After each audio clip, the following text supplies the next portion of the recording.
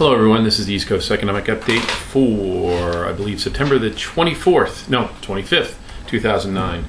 So what happens when you have your day off, suddenly you forget what day it is. Anyway, just a couple of things I want to throw out at you before the weekend comes, because I'm really going to have only one day to make a video other than today, Friday, which will be Sunday morning, and it's going to be probably impossible because I'm going to work the day and then begin the fast at sundown Sunday, which would be around 6:30 in the evening.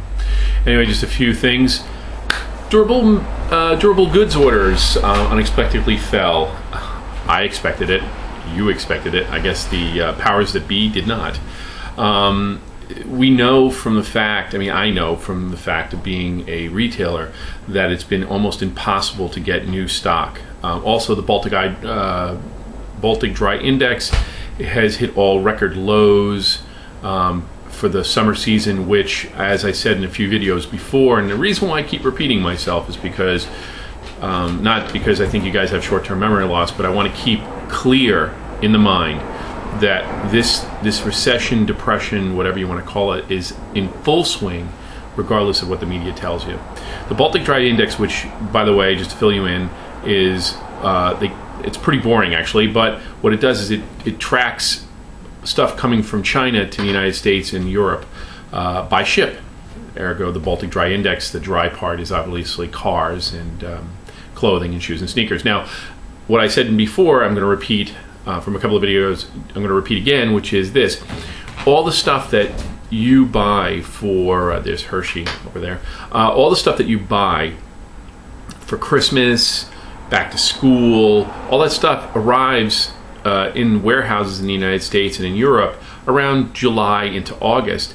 Now, durable goods just locks that view that these things are not traveling. The Baltic Dry Index is down somewhere about 50-60% from the year before. The year before that, last year, was at an all-time low since the Great Depression. So now we're below Great Depression levels if you factor in inflation.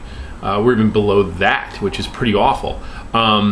So just to clarify, the durable goods situation is nobody's buying new products, nobody's buying new TVs, nobody's buying new cars. Even though we had the cash for clunkers into the middle of August, it's still down, the durable goods orders. Everybody expected to be up because of the cash for clunkers. Obviously, not as many people are buying products. Now, don't forget something else, another dirty little secret.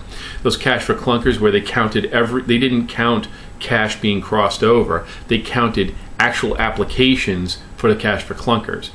Most of those, approximately 50% of them, a little bit more than 50% of them, were rejected by the government because they didn't fall into whatever parameters they were. It's so complicated, I don't even know what the parameters were, other than if you had a piece of crap and you weren't quite enough in debt, you can have a car.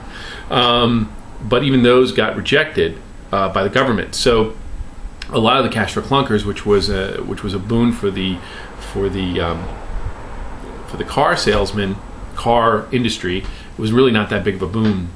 Also, another interesting thing, Ford 2 days or 3 days ago indicated that they're going to open another plant in China, not here, and they said that there's a big call for they're looking at it as a recession sign that the recession is over.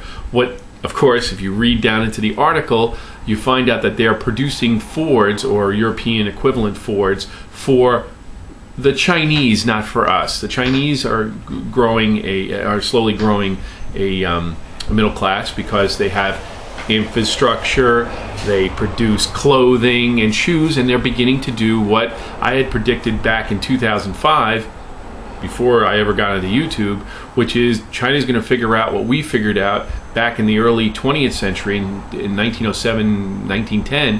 Hey, we don't need to ship this stuff overseas, we could sell it to our own people. And that built what we understand now as the middle class, which reached its peak in 1950. So you can easily assume that if 2007 was 1907, you're knowing by 2050, China is going to be a huge superpower. It just, factors in what's going on. So I leave that article, of course, here. I know I shouldn't point because I keep on doing this. But anyway, putting it in that box, the Ford article, read down into it. But you know, as I well know, that if you're building factories off country, off this country, and this country's in a depression, nobody's buying anything, you know they're not building these cars for us. They're building it for the people who have a 30 to 50% savings rate. That's the Chinese. And they're counting us as savers now. That doesn't compute either, because the average person has approximately $8,000 to $20,000 in revolving debt. We won't even count the mortgage. Sorry to go off into a rant. But Ford, which was the big three, now the big one, or should I do the big one? They're moving the way they're the only ones that didn't take money from the government, and they're moving their business to the place where there's money to be made. China, Asia, Russia. These countries are going to.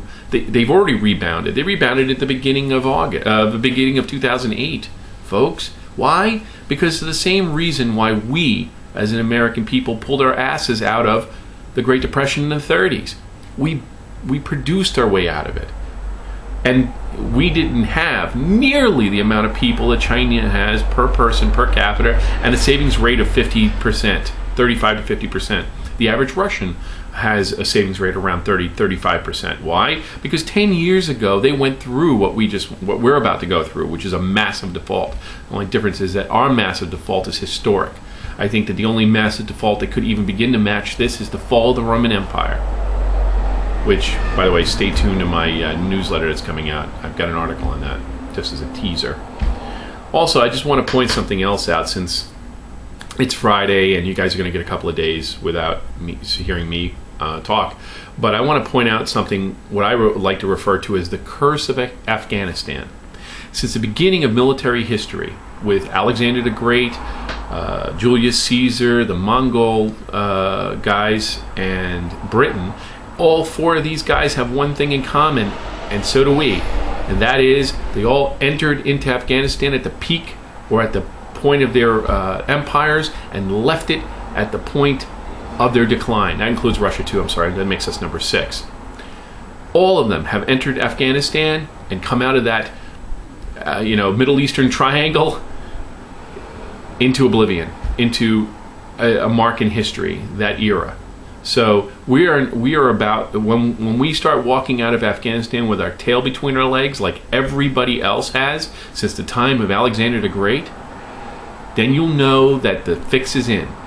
Just to give you a recent example, in 1989, the last of the troops in Russia left Afghanistan. In 1989, 1990, I'm doing this off the top of my head. By 1990, 91, the Soviet Union, as we understand it, as a communist country, failed to exist. And then shortly thereafter, they canceled on their debts that they got from the IMF. You wonder why. Everybody who's screwed the IMF have become the enemy of the United States. Kind of curious, isn't it? All right, guys. So I leave you with this. All the people who have sent me emails to be added onto the newsletter, you have been added on.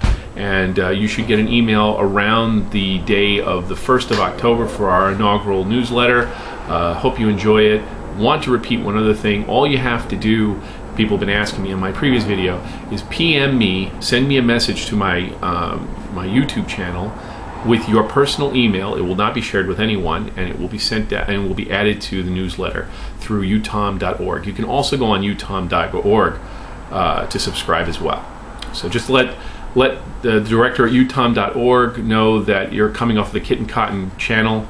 Not that I'm going to get any monetary response, but I just want to know where our emails are coming from. All right, guys. Peace, Shabbat Shalom, and an easy fast for those of you practicing.